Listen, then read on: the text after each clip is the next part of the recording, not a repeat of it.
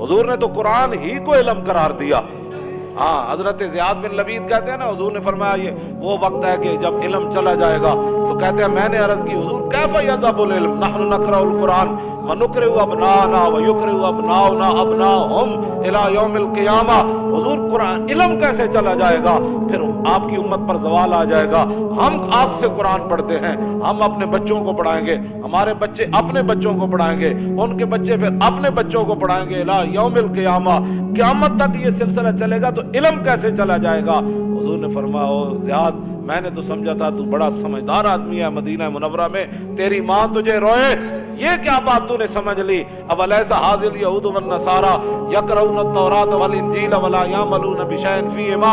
फरमाया ये तुम्हारे सामने यहूद व नसारा मौजूद है, तौरात भी पढ़ते हैं, इंजील भी पढ़ते हैं, लेकिन जो उसमें लिखा है उस पर अमल नहीं करते। मेरी उम्मत अमल नहीं करेगी तो इल्म चला जाएगा।